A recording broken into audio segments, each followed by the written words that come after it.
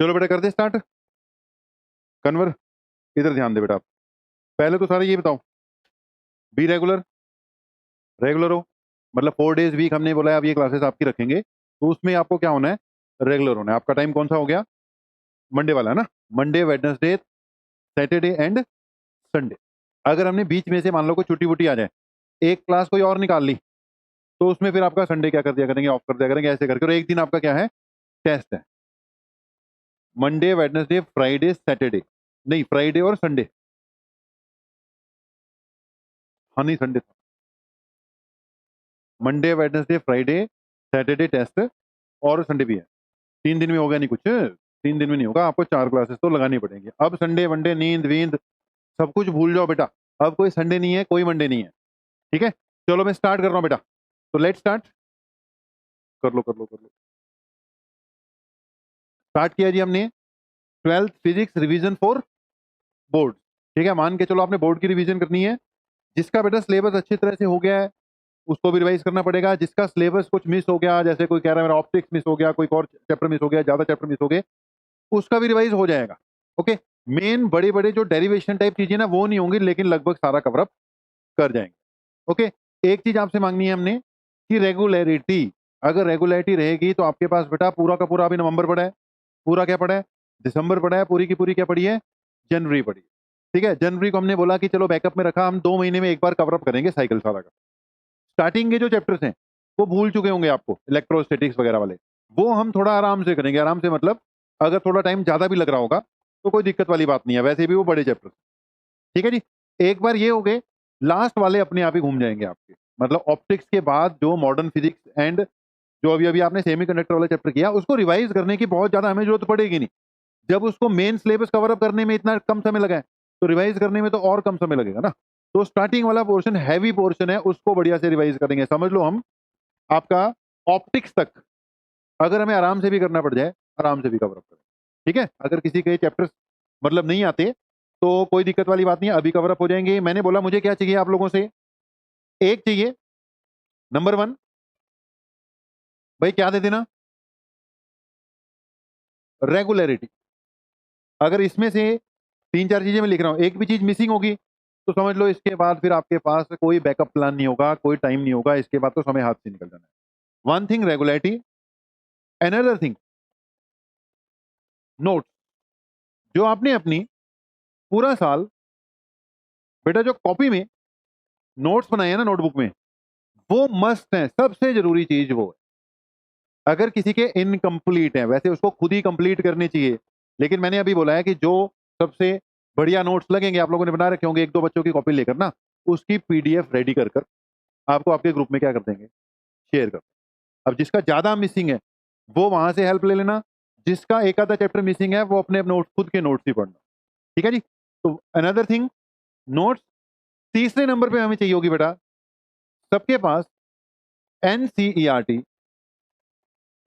Book होनी चाहिए, daily होनी चाहिए, क्योंकि जब हम रिवाइज कर रहे होंगे तो हमें एनसीईआरटी के क्वेश्चन साथ के साथ बीच में कवर अप करने हैं। पहले हम असाइनमेंट देते थे, ऑब्जेक्टिव असाइनमेंट ये वो इधर उधर से क्वेश्चन करते थे, अब इधर उधर से बिल्कुल नहीं करें।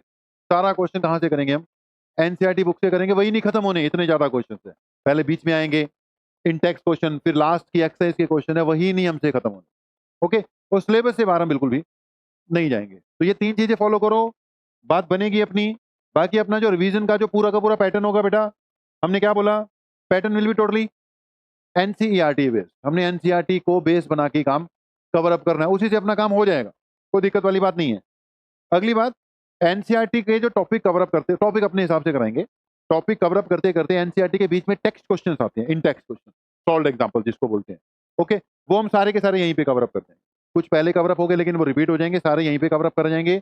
आंसर मेरे पास नहीं हुआ करेंगे, आपके पास एनसीईआरटी बुक हुआ करेगी, आंसर वहां से मैच कर लिया करेंगे। राइट है जी। उसके बाद हमने एनसीईआरटी की बैक एक्सरसाइज भी करनी है। ओके, जो क्वेश्चन एनसीईआरटी में ना जरूरत से कई बार ज्यादा क्वेश्चन दिए होते हैं जो सिलेबस से निकल गए, सीबीएसई ने जो सिलेबस बनाया उससे ज्यादा दिए होते हैं, लास्ट टाइम हम कर रहे थे हमने देखा था, तो वही करेंगे जो सिलेबस में है, लेकिन एनसीईआरटी एक्सरसाइज के क्वेश्चन कवर अप करने ही करने हैं। वंस इट इज डन, 1.5 से 2 महीने में सारे चैप्टर को रिवाइज करने की कोशिश। वंस इट इज डन, उसके बाद लास्ट में क्या करेंगे, सैंपल पेपर डिस्कशन। ठीक है जी, अगर इतना हो जाता है तो खैर अपना काम बन जाएगा। बाकी बीच में जो रेगुलर टेस्ट है वीकली वो तो करने ही करने। ओके जी, तो टाइम वेस्ट नहीं करते। चैप्टर 1 चार्जेस एंड फील्ड है हमारे पास, हम उसको इलेक्ट्रोस्टैटिक्स कहते हैं। इलेक्ट्रोस्टैटिक्स में 2 चैप्टर बनते हैं, एक चार्जेस एंड फील्ड और दूसरा कैपेसिटेंस बेटा। तो फिलहाल हमने क्या स्टार्ट किया, चार्जेस एंड फील्ड वाला टॉपिक स्टार्ट किया। इट इज रिवीजन, तो हम फैलेंगे तो बिल्कुल भी नहीं। ओके, कहां से पढ़ रहे हो, यहां से, जो मैं यहां बेटा क्लास में पढ़ा रहा हूं वहां से नहीं पढ़ पाओगे आप। यहाँ पे तो मैं आपको टॉपिक समझाऊंगा। अच्छा, डाउट जरूर लेना, जैसे आप अपने ना कल अगर आओगे नेक्स्ट क्लास में, जब परसों आएगी ना अब आपकी क्लास, तो आप क्या लेकर आओगे, जितना पढ़ा उतने डाउट्स लेकर आओगे। आज का टारगेट आपका होगा अप टू इलेक्ट्रिक फील्ड। आज का टारगेट क्या होगा, मतलब इलेक्ट्रिक फील्ड से पहले पहले कूलम्स लॉ और उसके न्यूमेरिकल तक हम आज कवर अप करें। ओके, यानी आपने अपनी नोट्स में से, बुक में से कहां तक कवर अप करके रखना है इस 2 दिन के अंदर अंदर, नेक्स्ट क्लास तक, अप टू कूलम्स लॉ बेटा। ठीक है जी, कहां तक कवर अप करना होगा आपको, अप टू कूलम्स लॉ। तो पहला चैप्टर क्या है जी अपना, वैसे चैप्टर का नाम क्या बोला हमने, चार्जेस एंड फील्ड, लेकिन कई बार इसको हम किस नाम से जानते हैं, इलेक्ट्रोस्टैटिक्स। और इलेक्ट्रोस्टैटिक्स के अंदर 2 चैप्टर, एक चार्जेस एंड फील्ड और एक कैपेसिटेंस वाला। राइट है, हम इसको एनसीईआरटी की डिवीजन के हिसाब से अब लेकर चल रहे हैं। तो हमारा फर्स्ट चैप्टर कौन सा हो गया, चार्जेस एंड फील्ड, यानी किसके बारे में पढ़ने जा रहे हैं हम, चार्जेस के बारे में और इलेक्ट्रिक फील्ड के बारे में बेटा।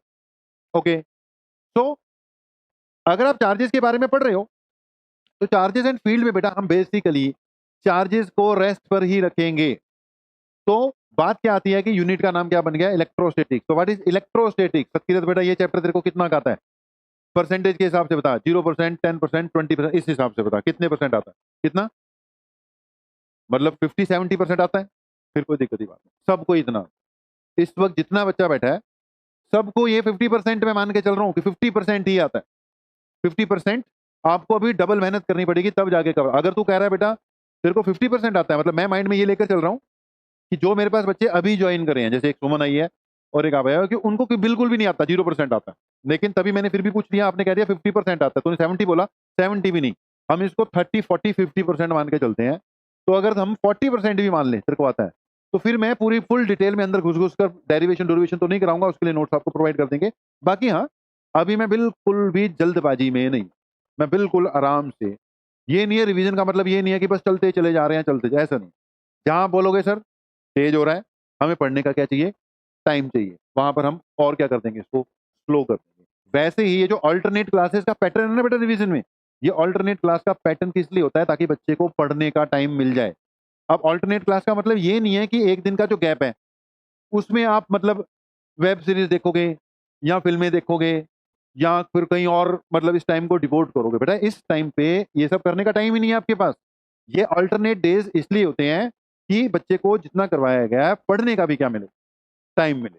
तो अभी मैं बिल्कुल भी जल्दबाजी में नहीं हूँ, रिलैक्स में आज कम भी होता है, कोई दिक्कत वाली बात नहीं है। आप पढ़ना धीरे धीरे धीरे करके, इलेक्ट्रोस्टैटिक तसल्ली से करें। ओके, न्यूमेरिकल्स मेरे कराने से कुछ नहीं होगा, जब हम कर रहे होंगे मैं बीच बीच में आपको करने के लिए दूंगा, तो आपको खुद भी कर कर देखना। ठीक है, किसी की जो भी पुरानी सिचुएशन है भूल जाओ। अगर कोई बच्चा कहता है मैं बहुत बढ़िया तरीके से पढ़ गया यार, मेरे को तो आते हैं, वो भी भूल जाए, दोबारा पढ़ना। और अगर कोई बच्चा कहता है कि यार मेरे को तो इलेक्ट्रोस्टैटिक बिल्कुल ही नहीं आता, मैं तो पढ़ा ही नहीं उस वक्त क्लासेस में, इसकी ये है वो है, वो भी उस बात को भूल जाए, सब हो जाए। तो दोनों तरह की सिचुएशन में पुरानी बातों को भूलो। इलेक्ट्रोस्टैटिक्स, व्हाट इज इलेक्ट्रोस्टैटिक्स बेटा, चार्जेस एट रेस्ट कहते हैं। इलेक्ट्रोस्टैटिक ब्रांच ऑफ फिजिक्स है जिसमें किससे डील करते हैं हम, वी डील विद चार्जेस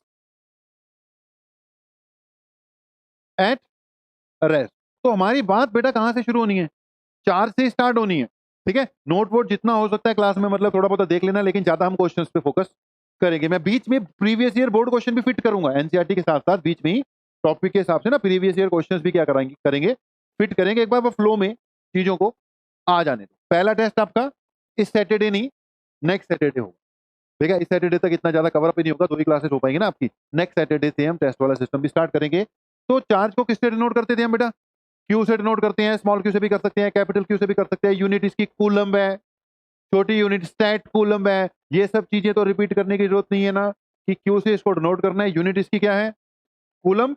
छोटी यूनिट क्या है इसकी बेटा, CGS, stat coulomb. 1 coulomb is equal to 3 into 10⁻⁹ stat coulomb.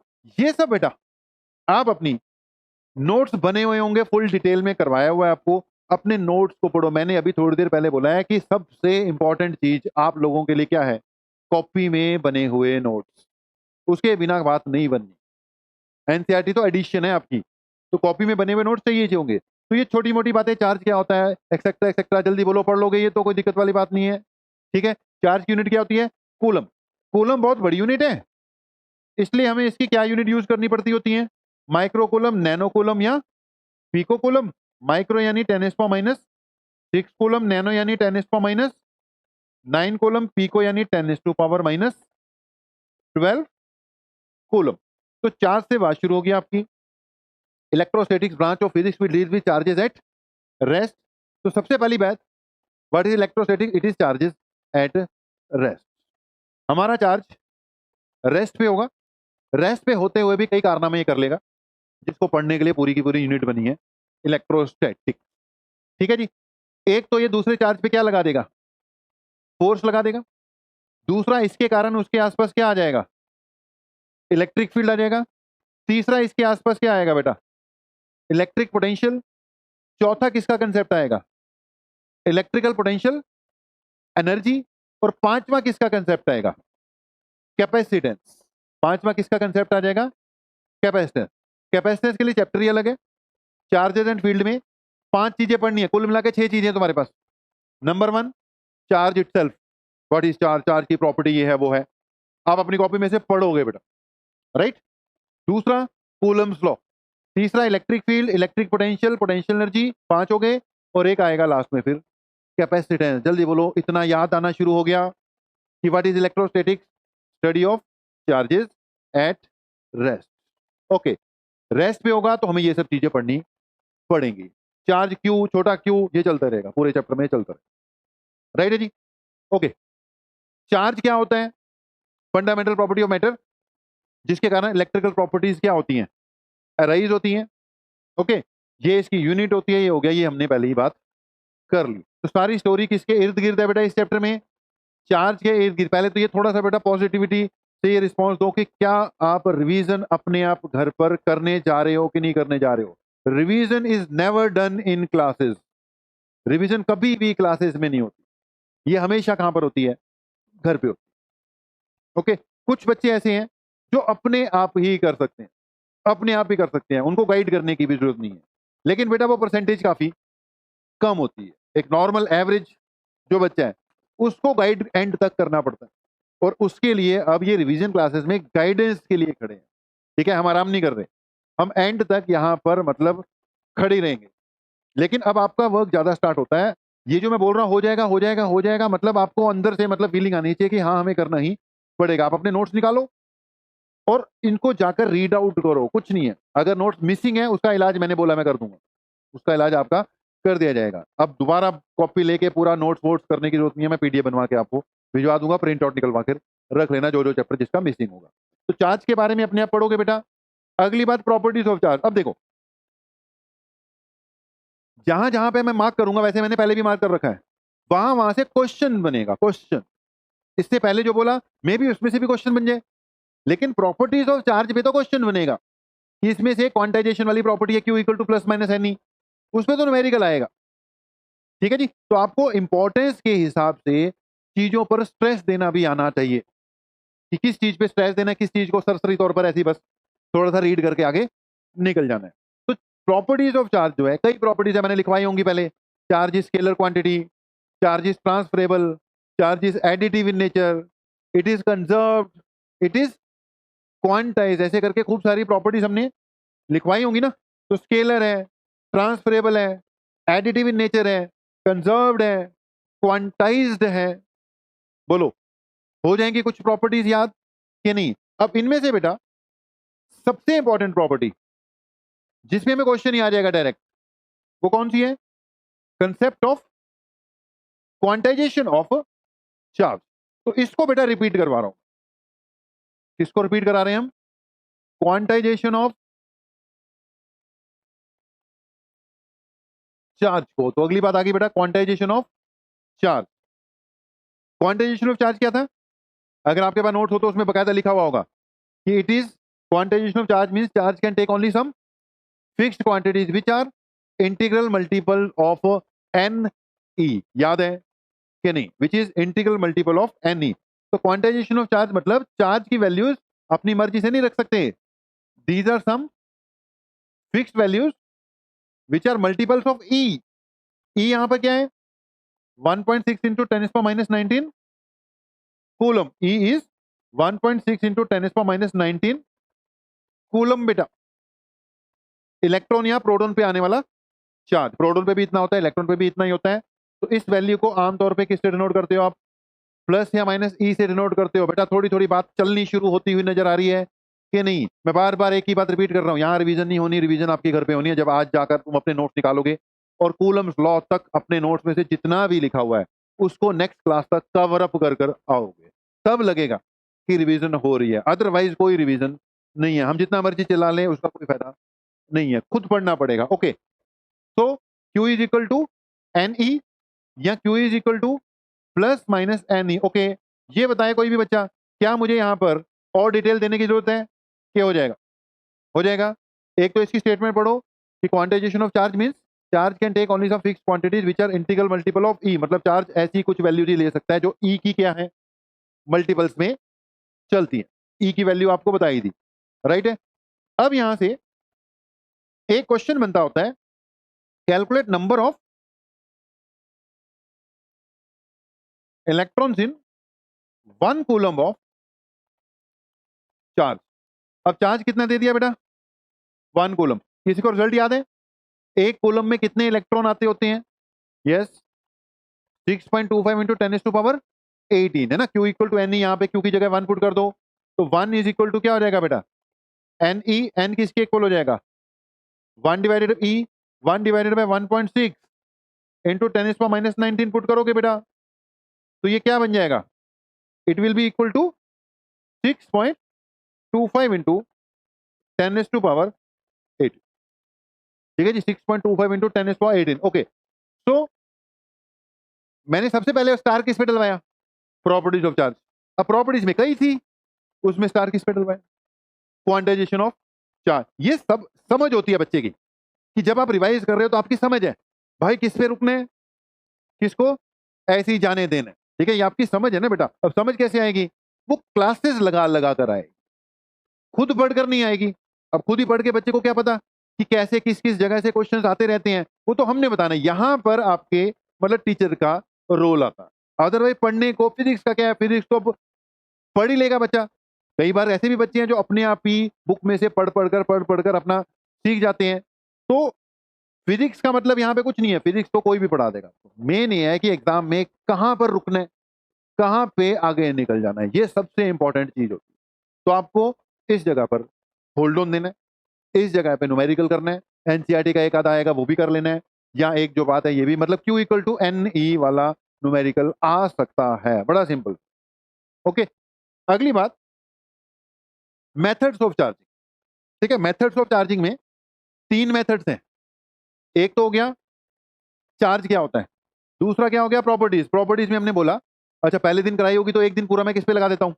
Properties पे लगा देता हूं। अब उतना समय नहीं है हमारे पास भाई, अब उतना समय पहले तो हमने इलेक्ट्रोस्टैटिक 50 दिन में कवर अप की थी, अब 50 दिन थोड़ी लगाएंगे। 50 दिन में तो हम कह रहे हैं सारा का सारा सिलेबस कवर अप करना है, तो जरूरी जरूरी चीजें ही आ रही हैं। ओके बेटा, methods of charging.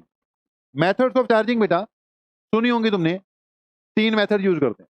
One is charging by friction, another is charging by conduction and another is charging by induction. Charging by induction पे एनसीईआरटी में 2 सॉल्व्ड क्वेश्चंस। जब एनसीईआरटी बुक में 2 सॉल्व्ड क्वेश्चंस हैं तो समझ लो ये क्या हो जाता है, इंपॉर्टेंट हो जाता है एग्जामिनेशन पॉइंट ऑफ व्यू से, राइट। चार्जिंग बाय फ्रिक्शन पे भी क्वेश्चन है, इसमें से भी क्वेश्चन न्यूमेरिकल बनकर आ जाएगा। चार्जिंग बाय कंडक्शन में मतलब कोई डायरेक्टली को खास बात है नहीं। चार्जिंग बाय फ्रिक्शन मतलब बेटा 2 चीजों को आपस में क्या करो, रब करो। रब करने से एक पे कैसा चार्ज आ जाएगा पॉजिटिव, दूसरे पे कैसा चार्ज आ जाएगा नेगेटिव, क्योंकि इलेक्ट्रॉन एनर्जी गेन कर लेते हैं। अब उस डिटेल में अंदर नहीं घुस रहे हम, पता ही है तुम्हें। ओके, एक पे पॉजिटिव आएगा एक पे नेगेटिव आएगा। जितना ए पे पॉजिटिव आ रहा है उतना ही बी पे नेगेटिव आएगा। यहां क्या लग गया, law of conservation of charge. Charge is conserved, पहले न्यूट्रल था अब भी क्या रहेगा, न्यूट्रल। समझ गए? अब इसमें याद रखने सबसे पॉपुलर एग्जांपल क्या आएगा, ग्लास एंड सिल्क। अब ग्लास और सिल्क को आपस में रब करोगे तो पॉजिटिव किस पे आता है, ग्लास। ग्लास पे क्या आता है पॉजिटिव, और सिल्क पे क्या आएगा नेगेटिव। बाकी डिपेंड करता है किसको किसके साथ रब किया है, लेकिन सबसे ज्यादा जो क्वेश्चन बनता है वो किस पे बनेगा, ग्लास और सिल्क पे बनेगा। हो सकता है ग्लास और सिल्क का क्वेश्चन आ जाए तो मैं बोला भी ना हो कि किस पे पॉजिटिव आएगा, खुद जज करना है। ग्लास और सिल्क को आपस में रब करोगे मतलब ग्लास पे कैसा आएगा पॉजिटिव, सिल्क पे कैसा आएगा नेगेटिव। ठीक है, तो रबिंग के कारण जो चार्ज आ रहे हैं उसको कहते हैं चार्जिंग बाय फ्रिक्शन। बहुत से एग्जांपल कि कॉम पे रबिंग कर, जब कॉम को हेयर में से चलाते हो तो उसकी चार्ज आएगा एक्सेट्रा एक्सेट्रा। अब उन चीजों के अंदर हम घुस ही नहीं रहे हैं ना, हम डाइवर्ट तो हो ही नहीं रहे, हम सीधा टू द पॉइंट, या यहां से क्वेश्चन आएगा ये क्वेश्चन आएगा उस पर स्टिक करके चलो। तो इस पे भी क्वेश्चन आ सकता है, चार्जिंग बाय कंडक्शन पे भी क्वेश्चन आता है। जैसे कई बार न्यूमेरिकल आ जाता है कि एक स्फेयर था उस पर चार्ज क्यू था, एक दूसरा अनचार्ज स्फेयर था उसको इसके साथ टच कर दिया, ऐसे क्वेश्चन सुने होंगे ना, टच कर दिया, फिर टच करने के बाद दोनों को फिर दूर दूर रख दिया, तो बताओ अब इनके बीच में कितना फोर्स लगेगा। तो टचिंग की ना, डायरेक्ट टचिंग।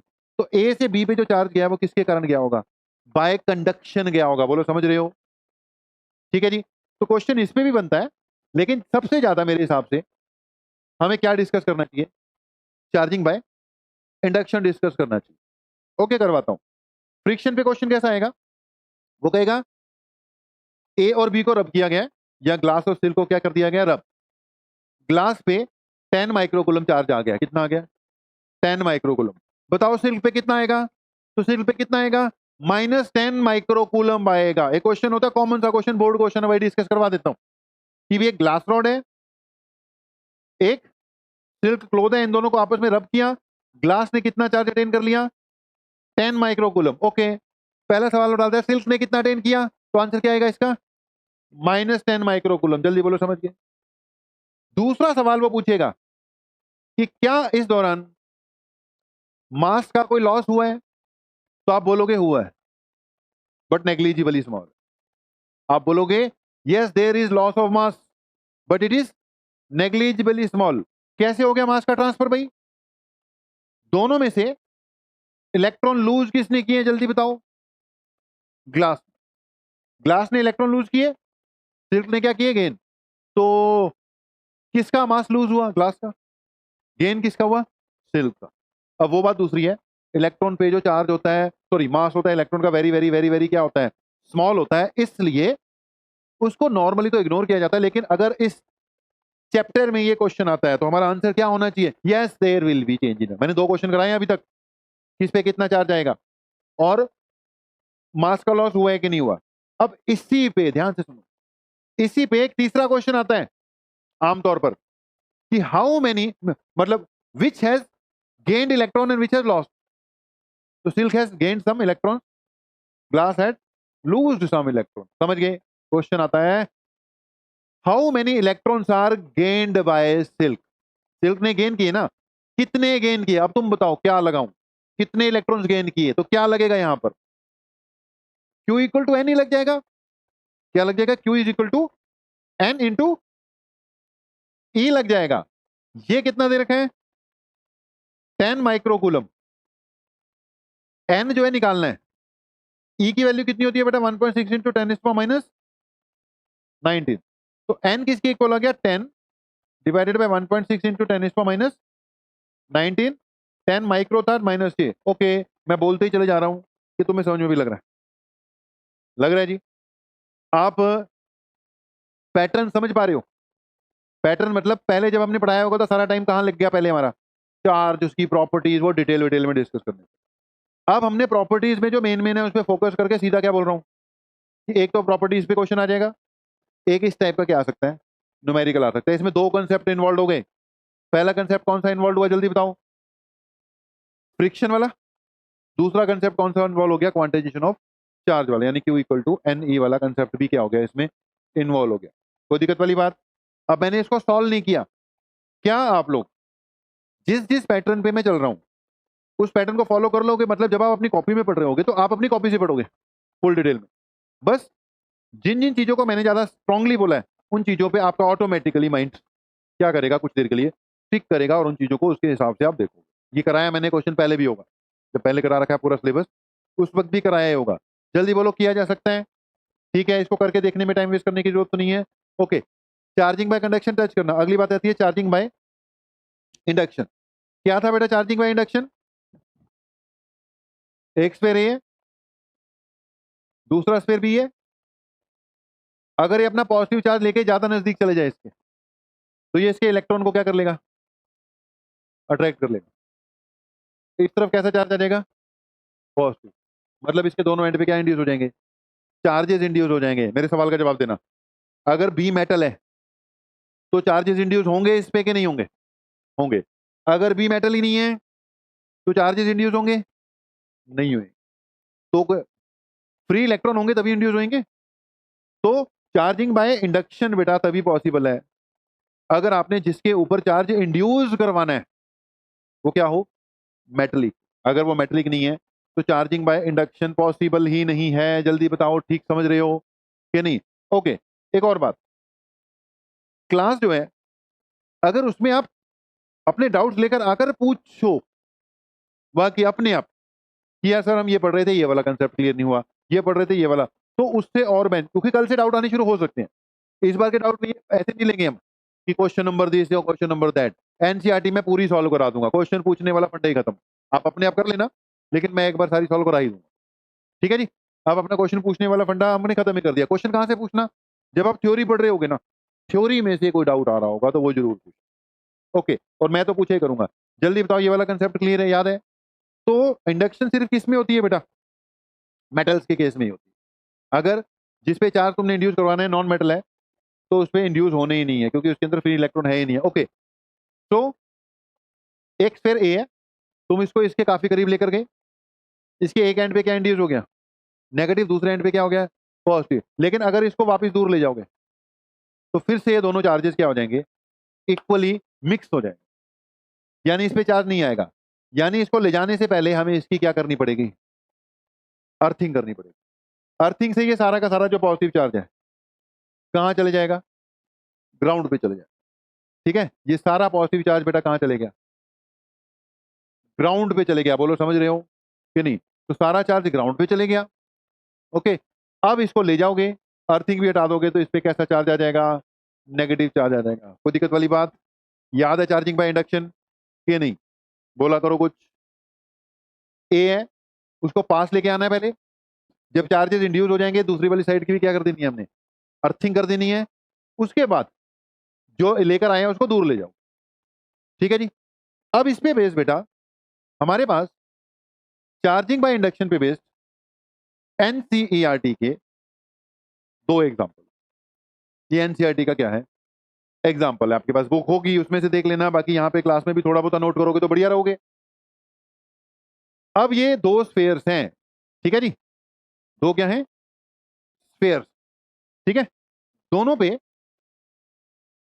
कोई चार्ज नहीं था।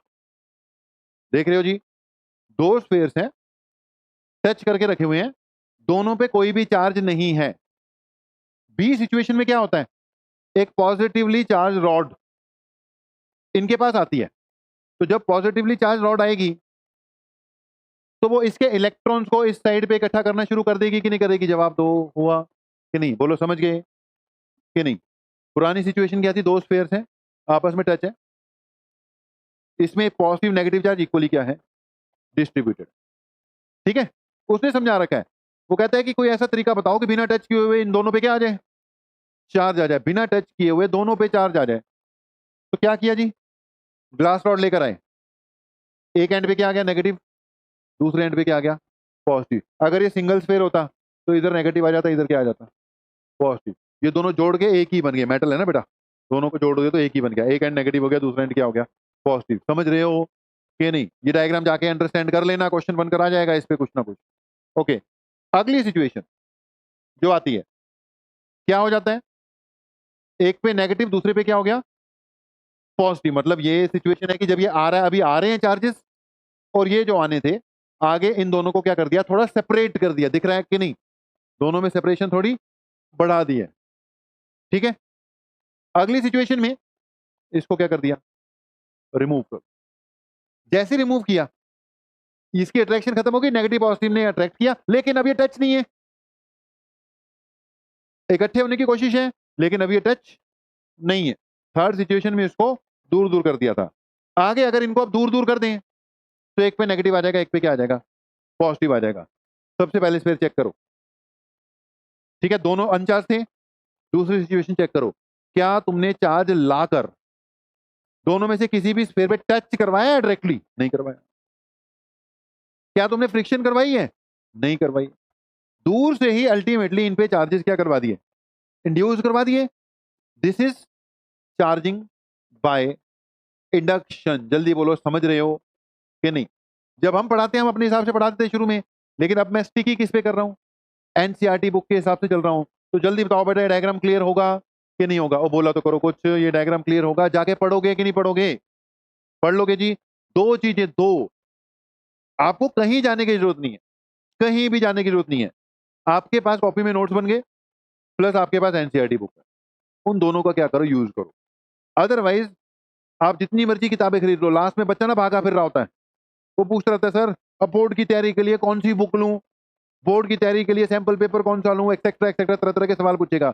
नो सैंपल पेपर, हम सैंपल पेपर कुछ लेंगे ही नहीं। जो भी कराना होगा मैं अपने आप यहां करा, लास्ट में जरूरत पड़ेगी, लास्ट में जनवरी में जब मैं करवाऊंगा तब देखेंगे, ठीक है, लास्ट में बिल्कुल तब बोलेंगे। अदरवाइज अभी सैंपल पेपर के चक्कर में पढ़ने की जरूरत ही नहीं है, कोई सैंपल पेपर लेना ही नहीं है। मैं कह रहा हूं एक्स्ट्रा बुक जो है ना, आपने उस पर 5 पैसे भी खर्च नहीं करना। आपके पास एनसीईआरटी बुक पे जो आपने स्पेंड कर दी मनी वो, प्लस अब सारा साल अपनी अपनी जहां जहां पे भी कोचिंग क्लासेस जाते रहे हो, पैसे स्पेंड किए हैं कि नहीं किए हैं, अब उनका ही फायदा उठाना है, ठीक है। और बस एक वो फेथ वाली बात होती है ना, अपने आप पे क्या रखना है, फेथ रखो, और हम लोगों पे भी क्या रखो, फेथ रखो कि जो हम काम कर रहे हैं वो क्या कर रहे हैं, सही कर रहे हैं। कंफ्यूजन में नहीं होना चाहिए, कई बार कंफ्यूजन हो जाती है कि हम सही भी कर रहे हैं कि नहीं, डायरेक्शन भी सही पकड़ी हुई है कि नहीं। तो फेथ रखो अपने आप पर, और प्रीवियस ईयर पेपर जब हम करने शुरू करेंगे ना, तब दिखना शुरू हो जाएगा कि भी जो भी किया हमने सही किया, राइट है। मेरा बच्चा जब बोर्ड का एग्जाम देकर आता है तो वो सारा का सारा खुशी खुशी आता है। वो कहता है कि यार ये तो वैसे ही किया हुआ था, ये तो हमने कर ही रखा था। और ये जो जितने भी ऑब्जेक्टिव ऑब्जेक्टिव सारा साल कराते रहते हैं ना, इनका बच्चा जब बोर्ड का एग्जाम देकर आता है तो रोता हुआ आता है कि यार ये तो हमने देखा ही नहीं, ये तो हमने किया ही नहीं, क्योंकि उस एंगल से किया ही नहीं होता, वो सिर्फ शॉर्टकट में करा रखा होता है हमने। फुल फ्लेज, जहां फुल फ्लेज डेरिवेशन की जरूरत थी फुल फ्लेज कराई है, जहां पे शॉर्ट की जरूरत है शॉर्ट की कराई है। तो बोर्ड के लिए तो ये जितना मैं बोल रहा हूं उतना सफिशिएंट है। कोई तीसरी किताब नहीं पढ़नी है, एनसीईआरटी बुक पढ़नी है, कॉपी की क्या पढ़नी है, नोट्स पढ़ने, प्लस बाकी ये चल ही रहा है। तो जल्दी बताओ, ये एनसीईआरटी का एज इट इज डायग्राम है भाई, समझ लग गया? कई बार डायग्राम बना बना के क्वेश्चन आ जाता। अब एक और क्वेश्चन है, ये भी एनसीईआरटी का ही है। How can you charge a metal sphere positively without touching it? मान लो क्वेश्चन आ गया कि एक पॉजिटिवली चार्ज लेकर आना है एक मेटल स्फीयर पे विदाउट टचिंग इट, तो क्या करोगे? उसके पास एक नेगेटिवली चार्ज क्या लेकर आओ, रॉड लेकर आओ, या दूसरा नेगेटिवली चार्ज क्या लेकर आओ, स्फीयर लेकर आओ। एक साइड उसकी क्या करवाओ, अर्थिंग करवाओ, और उसके बाद अर्थिंग करवाने के बाद जो इसको लेकर आए थे टच नहीं किया था उसको दूर ले जाओ, अपने आप ही उस पर क्या आ जाएगा, चार्ज आ जाएगा। क्या मैं सही बोल रहा हूं? जल्दी बताओ, सही बोल रहा हूं? अब इन्होंने क्या तरीका अपनाया है, मतलब ऐसे आप अपनी लैंग्वेज में लिख के आ जाओगे, कोई दिक्कत वाली बात नहीं है। आप पीछे जो डायग्राम किया ना ये वाला, यही वाला बनाकर आ जाओगे तो भी कोई दिक्कत वाली बात नहीं है। उसने एक बोला हम तो कितने स्पेयर चार्ज कर रहे हैं, 2 कर रहे हैं, ओके। एक पे नेगेटिव आ रहा है, दूसरे पे क्या आ रहा है, पॉजिटिव। अगर नेगेटिव करना है तो आपको कौन सी रॉड लेके आनी पड़ेगी, पॉजिटिवली चार्ज। अगर पॉजिटिव करना है तो आपको कैसे लेकर आनी पड़ेगी, नेगेटिवली चार्ज रॉड लेकर आनी पड़ेगी। तो क्वेश्चन ये है, how can you charge a metal sphere positively without touching it? Okay, तो कुछ पॉजिटिविटी आ रही है कि नहीं आ रही? आ रही है। पॉजिटिविटी लाने के लिए यहां पर तो नेगेटिव चार्ज लेकर आना पड़ेगा, यानी नेगेटिविटी लानी पड़ेगी। लेकिन हम जो पॉजिटिविटी की बात कर रहे हैं उसके लिए चारों तरफ क्या चाहिए, पॉजिटिविटी, पॉजिटिविटी ही चाहिए। तो सिंपल सी कहानी है, ये है, इस पे कैसा चार्ज लेकर आना है तुमने, नेगेटिव, सॉरी पॉजिटिव लेके आना है। तो इसके लिए इसके पास कैसी रॉड लेके आनी पड़ेगी, नेगेटिवली चार्ज। क्या दिक्कत वाली बात है? कई बार क्या होता है, क्वेश्चन आ जाता है, होता बहुत ईजी है, लेकिन हम जज नहीं कर पाते कि यार इसको किस तरीके से आंसर देना था, है ना। हम उस वक्त जज नहीं कर पाते कि इसका आंसर, मतलब ओपन एंडेड सा क्वेश्चन हो गया ना, और भी तरीका हो सकता है इसका कोई, तो हम उस वक्त जज डिसाइड नहीं कर पाते ये आंसर इसका कैसे देना था। तो उसके लिए सजेशन है कि अगर आपको अपने आप पर कोई ऐसा ओपन एंडेड सा क्वेश्चन आ जाता है, उस वक्त आपके जो माइंड में आ रहा हो और आपको मतलब उसका 50% ठीक लग रहा हो, तो आप उसको कर दो। अनडिसाइडेड मत रहो, अनडिसाइडेड रह के टाइम वेस्ट करने की जरूरत नहीं है। तो सिंपल सी कहानी, ये पॉजिटिवली स्फीयर है, इसके पास क्या लेकर आओगे? नेगेटिवली चार्ज रॉड लेकर आ जाओगे। एक एंड पे पॉजिटिव आ गया, दूसरे एंड पे नेगेटिव चार्ज क्या हो गया? इंड्यूस हो गया। ठीक है जी। अब अगली बात, इसकी क्या करानी पड़ेगी? अर्थिंग करानी पड़ेगी। ये तो पहले ही हमने बात कर दी। जब इसकी अर्थिंग कराई, यहां पे जो नेगेटिव चार्ज था वो क्या चले गया? ग्राउंड। देखो, अगर ये पॉजिटिव होता तो भी अर्थिंग करके हम कहेंगे पॉजिटिव ग्राउंड चलेगा, अगर नेगेटिव होगा तो हम कहेंगे नेगेटिव ग्राउंड चलेगा। समझ गए कि नहीं? कहेंगे हम दोनों केस में कि पॉजिटिव ग्राउंड चलेगा, नेगेटिव, लेकिन असल में इलेक्ट्रॉन मूव करते हैं, वो बाद में देखेंगे। फिलहाल जल्दी बताओ, 1 2 3 डायग्राम क्लियर है? उसके बाद अल्टीमेटली तुम ही बताओ अब क्या करूं? अब क्या करूं? फाइनली अपनी रॉड को लेके भाग जाऊं। जो रॉड लेकर आए थे, रॉड दिखा रहे थे ना, टच नहीं करनी, दूर से दिखानी। दूर से दिखाई, ऐसा हो गया, इधर अर्थिंग कर दी। उसके बाद इसको लेके भाग लो। अपने आप ही इस पे जो चार्ज होएगा, अर्थिंग वाला हटा दिया बीच में, तो एक बार चले गया, अर्थिंग की जरूरत नहीं है। उसके बाद ये रॉड लेके भाग गए, ये जो चार्ज है इस पे इक्वली क्या हो जाएगा? डिस्ट्रीब्यूट हो जाएगा। तो मैंने अभी तक ये जो इंडक्शन वाला टॉपिक है, इसमें देखो टाइम ज्यादा डिवोट कर दिया ना। अब मेरा एक्सपीरियंस कुछ कहता होगा या मेरी इंट्यूशन कुछ कहती होगी, हम बाकी चीजें छोड़ थोड़ी नहीं है। हम ये थोड़ी कह रहे हैं हमने इंडक्शन ही करना है, बाकी छोड़ देना है। लेकिन इस पे टाइम क्या कर रहे हैं? ज्यादा डिवोट कर रहे हैं। तो जाहिर सी बात है, चांसेस हैं, मुझे लगता है कि इसमें से क्वेश्चन आ सकता है। अब मुझे लगता है तो आपको भी लगना चाहिए कि इसमें से क्वेश्चन आ सकता है। तो चार्जिंग बाय इंडक्शन वाला जो टॉपिक है बेटा, इसको अच्छे से करना है। और अच्छे से करने के लिए और कुछ है नहीं, एक आधा एग्जांपल मैंने बुक में करा रखा हो, नोटबुक में करा रखा होगा, 2 एग्जांपल ये आ गए। ठीक है जी। इसकी फाइनली आपको पीडीएफ शेयर कर देंगे जब ये खत्म हो जाएगा चैप्टर, तब कर दूंगा।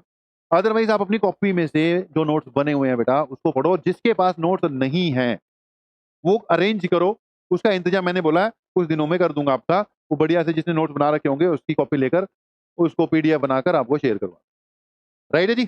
तो चार्जिंग बाय इंडक्शन होपफुली हो गया होगा। एक एग्जांपल देखो, देखो नाम के साथ आ रहा हूं मैं। एग्जांपल 1 हो गया, ये एनसीईआरटी का इन टेक्स्ट एग्जांपल है। बातों बातों में इंडक्शन भी हो गई और बातों बातों में क्वेश्चन भी हो गया। ठीक है, मतलब ऐसे नहीं कि अनप्लान्ड मैं बोलने लग जाऊं और रिवीजन कराने लग जाऊं, ऐसे नहीं करेंगे। तो काम क्या करेंगे? प्रॉपरली मैनेज कर कर करेंगे। बस इतना है कि हम लोग जो भी प्रॉपरली मैनेज करते हैं, उसको जो मतलब गड़बड़ करता है वो कौन करता है? ग्राउंड लेवल पर आकर स्टूडेंट ने गड़बड़ करना है। कि भी उसने जैसे जैसे हम कर रहे हैं, कल शायद मैं आप ही की क्लास में बोल रहा था एक दिन, परसों चौथ की प्लान तो बहुत बनते हैं बड़े बड़े, लेकिन उसकी प्लान की जो इम्प्लीमेंटेशन है, आप ही की क्लास में बोल रहा था मैं, ये किसी और बैच में बोल रहा था, इधर ही बोल रहा था शायद, है ना? कि प्लान तो हमने बना लिया, ऐसे ऐसे इतने दिन रिवीजन करेंगे, इतने दिन जेई वाला करेंगे, ये है वो है, लेकिन उस प्लान को सफल किसने बनाना है? अल्टीमेटली जिसने काम करना है। अब ऐसी हमने बहुत बढ़िया कर लिया अभी तक, लेकिन बेटा उसको अल्टीमेटली घर पे जाके करोगे तभी बात बनेगी ना।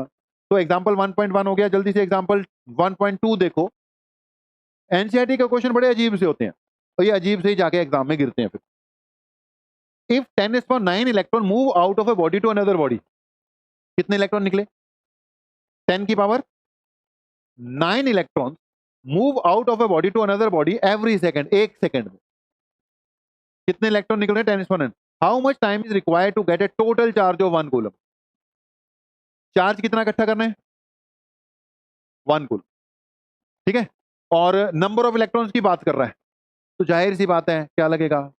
Q is equal to NE लगेगा कि नहीं लगेगा? बोलो, समझ गए? तो एक सेकंड में कितने निकलते हैं? 10⁹ 2 सेकंड में कितने निकलेंगे? 2 इंटू 10⁹. 30 सेकंड में कितने निकलेंगे?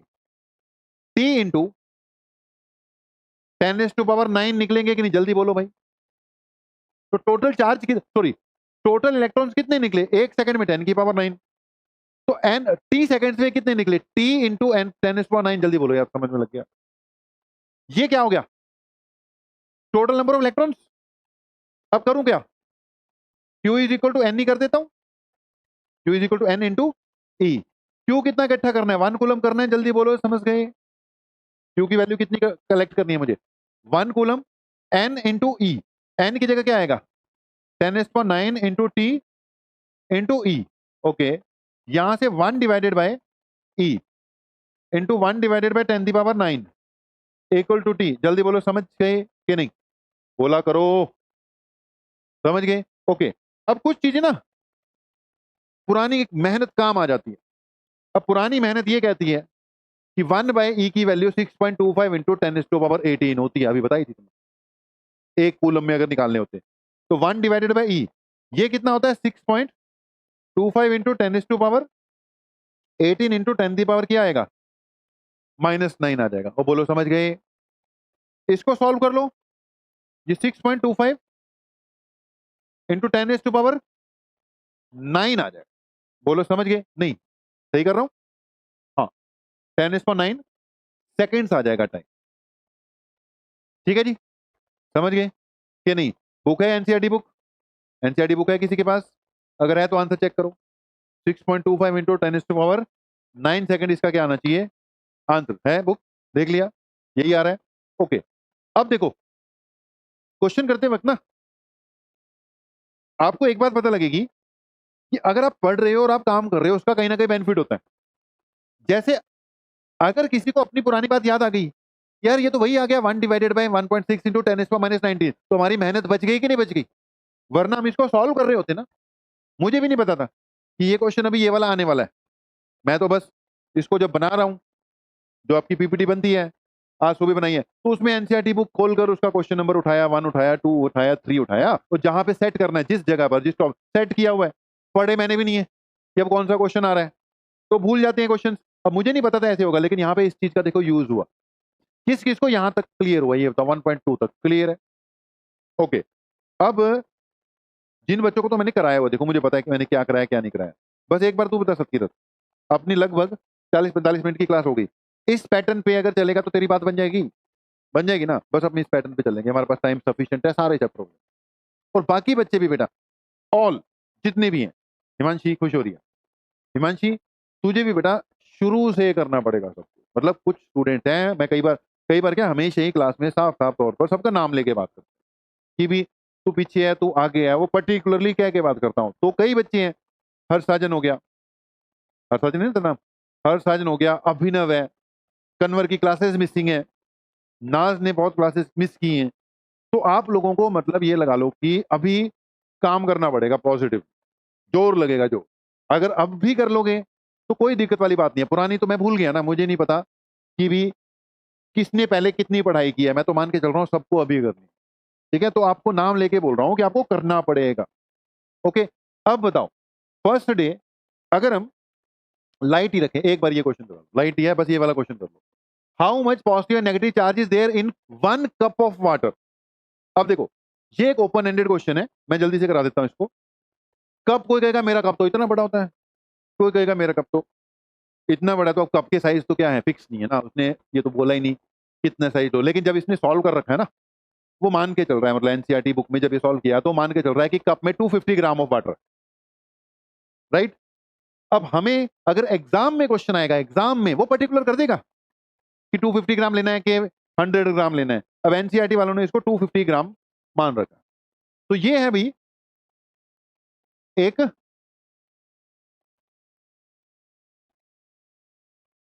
कप। ठीक है, वैसे कप ऑफ वाटर नहीं होता, कप ऑफ टी होता है, लेकिन ये कप ऑफ क्या है, वाटर है। इसके अंदर कितना पानी है भाई? 250 ग्राम। अब इस 250 ग्राम में क्या बोल रहा है वो? पॉजिटिव और नेगेटिव चार्ज मांग रहा है। कैसे निकालोगे? आपको इसके अंदर कितने इलेक्ट्रॉन है, 250 ग्राम पानी के अंदर कितने इलेक्ट्रॉन है वो निकालने पड़ेंगे। उतने क्या होंगे? प्रोटॉन होंगे। जितना नेगेटिव आएगा उतने क्या आ जाएगा? पॉजिटिव आ जाएगा। जल्दी बोलो, समझ गए? बात किसकी चल रही है? वाटर यानी H2O। इसके एक मॉलिक्यूल में कितने प्रोटॉन और कितने इलेक्ट्रॉन होंगे? जल्दी बताओ। H2O है ये। ऑक्सीजन में कितने? 8। 8 प्रोटॉन होते हैं, एटॉमिक नंबर 8, मतलब 8 प्रोटॉन, 8 ही क्या होंगे? इलेक्ट्रॉन। एक हाइड्रोजन में एक होते हैं, तो 2 में कितने हो गए? 2 हो गए। जल्दी बता दो, ये सबको समझ में लग गया? एक H2O मॉलिक्यूल में कितने इलेक्ट्रॉन है? 10 है। जल्दी बोलो, समझ गए?